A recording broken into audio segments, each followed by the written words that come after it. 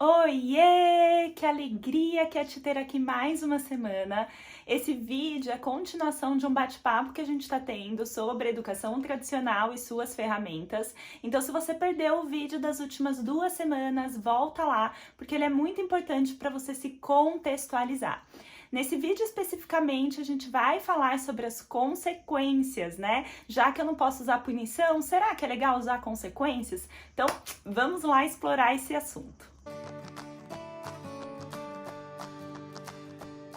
Apesar das consequências parecerem algo positivo, né? Até porque a gente vem com um discurso de que, eu adulto sofro consequências no meu dia. Então é natural que eu ensine para a criança que as consequências estão aí, que elas estão no mundo. É natural que ela sofra as consequências do que ela fez. Esse discurso ele tem sentido. O grande problema são alguns fatores. O primeiro deles, e acho que o maior deles, é que as consequências elas se transformam em punição facinho, ainda mais quando tem o nosso envolvimento de adulto na história. Isso acontece em duas situações principais. Então, a primeira delas é quando eu exagero na consequência. Nós adultos temos essa tendência de exagerar na consequência, até porque na nossa educação a gente sofreu isso, tá? Então é algo que tá enraizado, essa crença de que a criança precisa sofrer para aprender, está enraizada em nós. Então, mesmo sem querer, a gente costuma exagerar. Então, por exemplo, a criança riscou a parede do quarto, ela riscou alguma parede com canetinha, e daí eu viro pra ela e falo: tudo bem, filha, você riscou, então a partir de agora, além de limpar a parede, você também não vai mais poder brincar com canetinhas, porque você não sabe fazer isso. Isso é um exagero, sabe? Como que a criança vai aprender se ela não pode usar aquilo? Então eu costumo exagerar e vira uma restrição de novo, cai de novo na punição. O segundo caso que a gente costuma cair na punição é que a gente adiciona pitadinhas de humilhação na consequência, sem perceber. Então, quando eu viro para minha filha e falo: tá vendo? De novo isso! Eu já te falei que não pode, você vai lá e faz de novo. Eu te avisei que da próxima vez você não ia mais ter canetinha, então agora chega. Então, eu adiciono essas palavras que muitas vezes humilham a criança e causam nela um sentimento de raiva, de medo. Esses sentimentos são muito semelhantes ao sentimento da punição. E daí faz com que a criança não aprenda sobre aquilo. O grande problema desses sentimentos negativos é que eles despertam na criança um instinto de sobrevivência.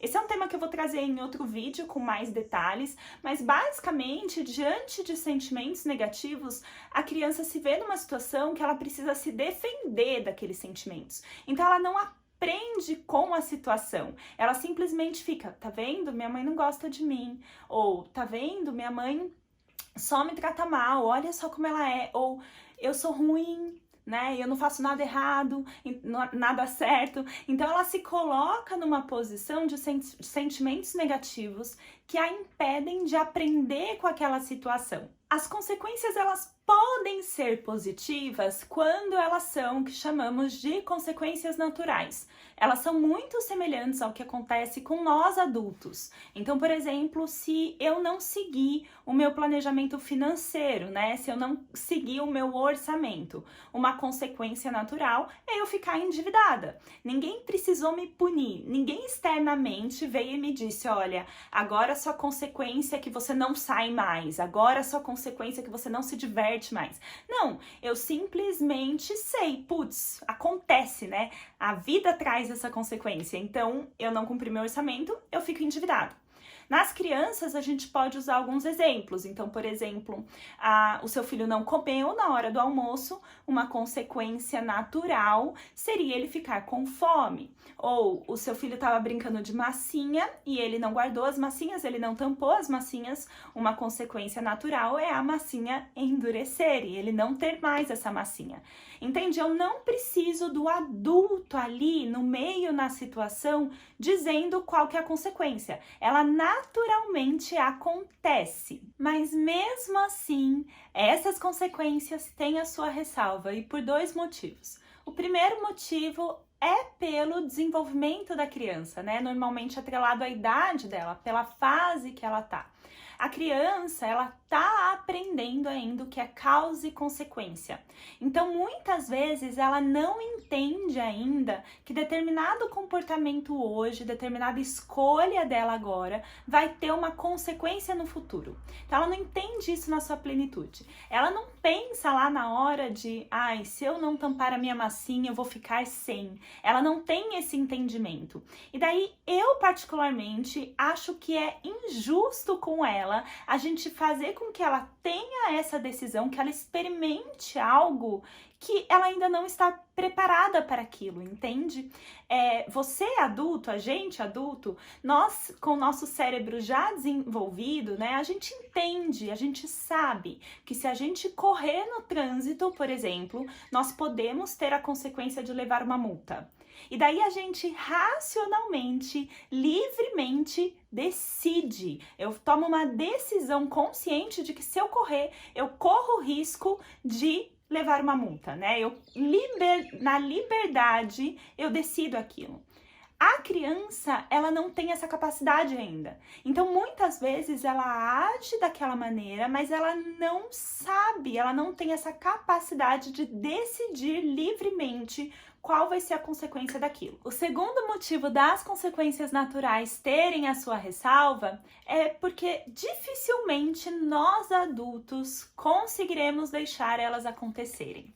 Então, dificilmente nós pais aguentamos ver o nosso filho com fome e falar para ele: paciência, fique com fome, você escolheu, né? Ou dificilmente a gente consegue ver o nosso filho sem a massinha porque ela secou e paciência, agora você nunca mais brinca de massinha, sabe? Vai passar 3, 5 dias, eu vou comprar uma massinha nova, porque é meu filho, poxa, né? E daí, quando eu interfiro depois, não deixando a consequência natural acontecer, de novo, eu não tô ensinando nada, né? Eu acabo caindo no problema de que não teve uma consequência. Então, as consequências naturais nem sempre são a melhor opção. Isso não quer dizer que as consequências naturais nunca devem ser usadas, não é isso. Isso só quer dizer que você deve usá-las com sabedoria, com moderação, que você deve, antes de deixar ali a consequência natural acontecer, que você deve se perguntar: meu filho está preparado para isso, né? Ele está num desenvolvimento cognitivo, emocional, intelectual que permite ele a tomar essa escolha. E 2, eu vou deixar a consequência natural acontecer? Eu vou permitir que ela aconteça? E mesmo assim, antes das consequências naturais, a gente tem outras ferramentas que eu prometo que eu vou falar aqui nessa série ainda, mas antes eu quero explorar um pouquinho com vocês o cantinho do pensamento, porque eu sei que é uma outra dúvida que a gente tá enraizada em nós. Então, nos vemos até a próxima semana. Um beijão!